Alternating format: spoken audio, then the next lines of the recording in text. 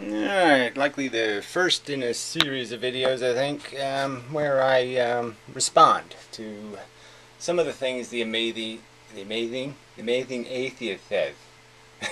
Yeah, that might have been on purpose. Freudian something or other. Anyway, I hate when he does that voice. Anyway, so I watched one of his videos, and I watched this stupid fucking interview with Brett Keane. And what a waste. What a, just a big, giant waste of time. Dull, boring, nothing. Just nothing. There's nothing. There's nothing. He didn't say anything. Nothing. But in his video, he does, okay? He has a little piece in there when he makes a little speech about why his nihilism is the only rational choice, because there's absolutely no evidence of anything called value. There's no way I could argue with you in any kind of rational way about the value of anything. So if I put an orange in one hand that doesn't have a brain, can't feel, and I put his dog in my other hand, he is going to be rationally confused. He won't be able to reason his way into figuring out that if I was going to slowly insert a knife into one of them, that it would be rational, decidedly rational. I mean, as rational as not believing in leprechauns, as rational as not believing Bugs Bunny works for Donald Trump. Whatever. Just come up with all these ludicrous things that it would be quite obvious that he would know that, yes, the only rational choice is to stick the knife in the orange, slowly, and not his dog. He could figure that out. That there's no rational way to come up with an alternative theory that's rational, that doesn't have leprechauns in it or something, like sadistic leprechauns, or some other kind of bizarre, silly nonsense, to make any kind of rational kind of argument defending slowly inserting the knife into a feeling creature. And yet he just says this shit. I mean, he's had, whatever, 30 fat years to look at the world and to experience it, and he doesn't know there's things that are unpleasant, things that are outright painful. See, he mixes his sex with his philosophy a lot, and so he can't figure out that, yeah, the pain he enjoys in his little sadomasochism games is a lot different than the pain he would experience if he had chemotherapy, or the pain he would experience if he had to exercise even to save his life, right? He's been way overweight, way unhealthy for a long time, and yet he can't even accept the pain of getting his own body in shape. That's too much pain for him. It's too inconvenient and uncomfortable. And yet he'll say there's no value to this thing called discomfort. It has no meaning. It's meaningless. Yet it's controlling him. Hypocrisy. So it revolves around this whole thing too. Like, atheism somehow means that, well, if we just observe the world and no one ever told us about a God theory, and we were just humans and we were acquiring information and knowledge, why would we assume that the other animal organisms weren't doing what we're doing?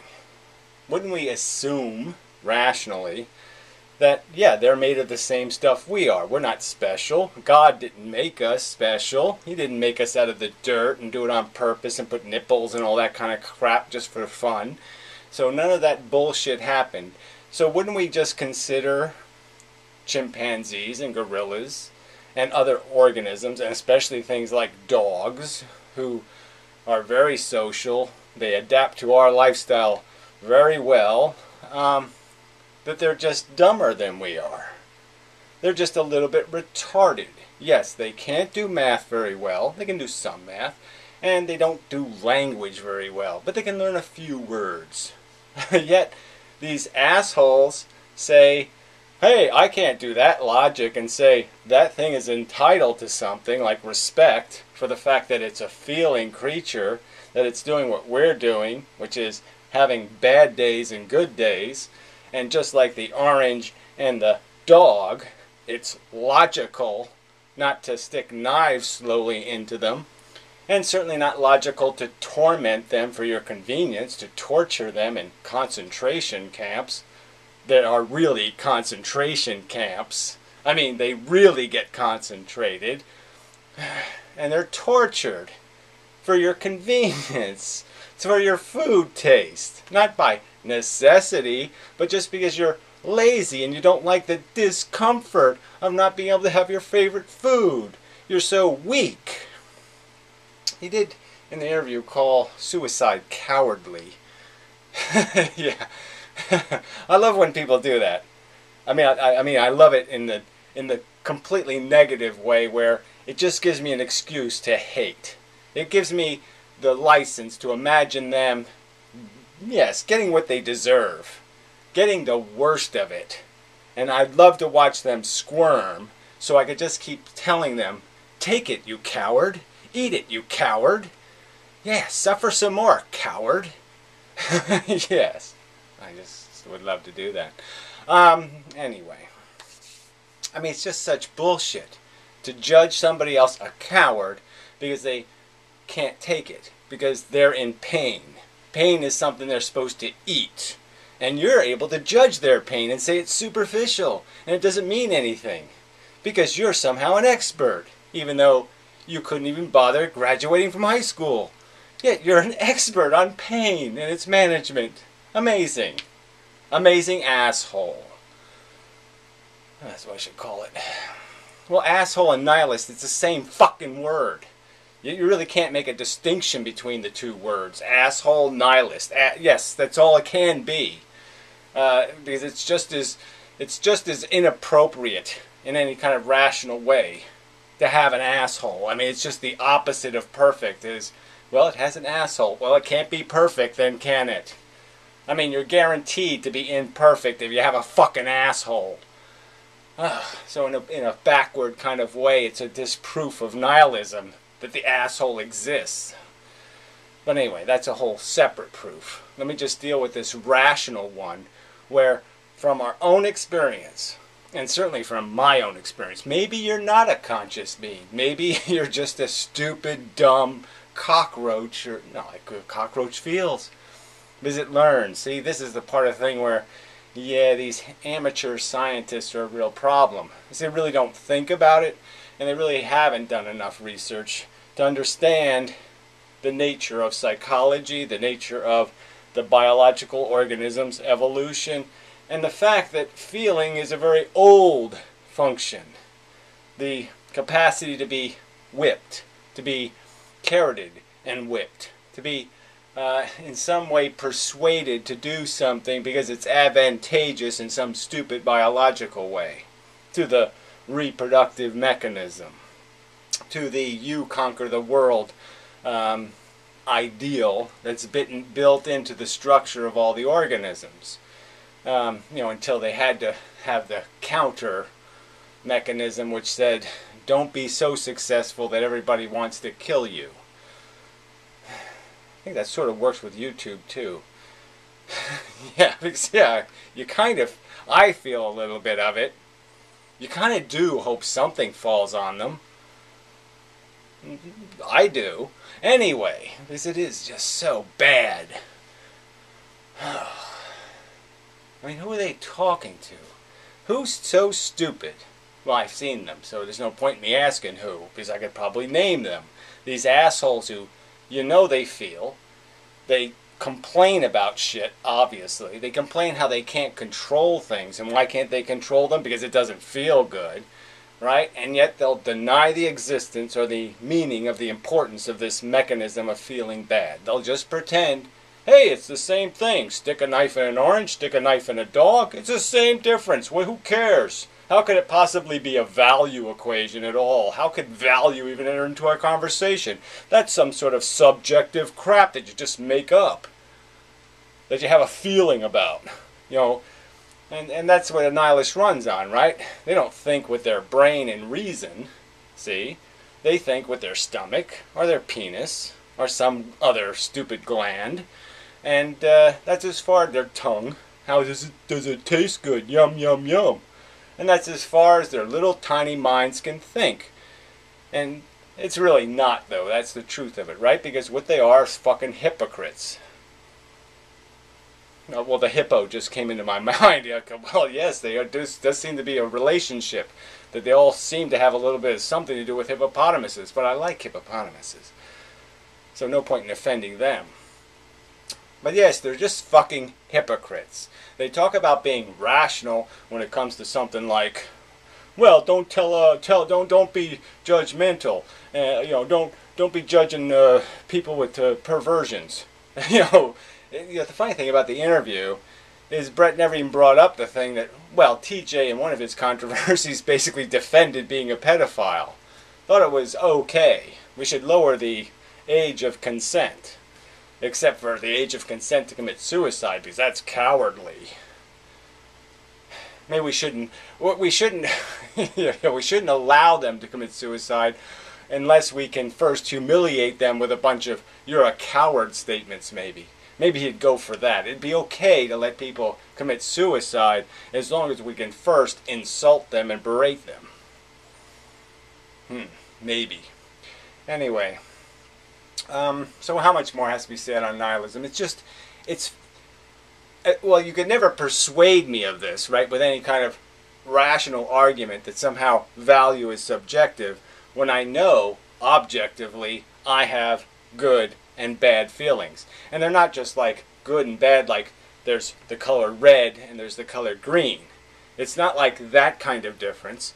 No, it's like a difference where I can't even put my arms far enough away, and I couldn't even stretch my arms, even like if I could get to Pluto, and I could get to where Pluto would be if it was on the other side of the sun. Even if I could stretch them that far, I still wouldn't be quite grasping the difference between torture, nail in the eye, and having a cupcake. It really wouldn't be able to express the difference in that physical sensation, if that sensation especially was maintained over any lengthy period of time. Just how grotesquely unpleasant that is as a physical and conscious experience, especially when you know you're doomed to it, especially when you know that you've got some kind of disease and you're going to have to go through some long process of choking on your own vomit. And that's going to be fun, and it's going to be exciting and stimulating. That's how they would look at it, I guess. That it's just neural activity, and therefore it must be good. Because all neural activity is just neural activity. And so it's all good because there's nothing obviously bad or negative. We can't see anything different between the good feelings and the bad feelings, because that would be subjective. They're only subjectively different. But no, just like the fact that colors aren't subjectively different, they are physically different. There's a physical difference between your brain state when it's feeling good and your brain state when it's feeling bad. There's a physical correlation, and there's a correlation related to the thing called evolution and the function of the biological organism. We function this way because it works. Because it's the only way you can make something do something is to make value real to it. It has to not just see value, it has to know value. Or it's not going to give a shit. It's not going to move. It's not going to act. It's not going to jump on a grenade unless it has a value interest, a personal interest. Otherwise, it's just a program. Otherwise, it's just a mechanical process that just reacts to a circumstance, and that's clearly not what we're made to be. We're made to adapt to environments, and we're made to have our values conditioned by our maturation. But the catch is, we're outside of that game. That's the whole point of having intelligence, is it allows us to get the third-person perspective. It allows us to grow a brain, essentially, to enhance our minds, and to be rational and see above our own subjective interest, to see above our nepotism. I guess for the amazing atheist, he thinks his dog is better than everybody else's dog. He thinks his dog's needs are more important. And if he had a kid, he'd think his kid is more important than any other child in the world. Because properties aren't something the thing possesses, it's only something he projects. If he sees value, there's value. If he doesn't see value, there's no value. That's how he thinks reality works. My feelings only matter if he acknowledges their existence. And And that's it. There's no other criteria. There's nothing called reason. There's nothing called rationality. There's nothing called intelligence that allows you to see the thing's properties and to recognize that there's no difference between child A and child B except some stupid word like this one's yours and this one isn't. And the fact of the matter is there's often a big difference in the sense that the child B might be a better kid than yours. But will any of these people acknowledge the fact that that's the reality? That maybe somebody else's kids deserve something more than your own because they have a better capacity to make more productivity out of it, to take more use, to make more value in the world by creating more joy and preventing more pain? That this would be the thing you would invest in if you were rational, if you faced the world as a rational person? But is this what these atheists do? No, these nihilists do. Again, they shouldn't call themselves atheists because they're not only don't believe in God, but they don't believe in anything reasonable, in the sense that all they believe in is their subjective personal interest. And every other interest is just too much to be bothered with because it's not convenient. And again, it's back to the argument. You can see it quite obviously. If it was them that was going to be tortured, they'd understand that the value was kind of real. That it should be important to a rational person that they not be tortured. If a rational person, they would love to have a rational person making the decision of whether they should be tortured. And the last thing they would want is some fucking cockroach making the decision, or a tyrannosaurus, or something else that's making the decision based on what their stomach says, or what their penis says, or what some other self-interested organ says. No, they would want somebody who had a little bit of knowledge and intelligence and was able to see the difference between an orange and a fucking dog.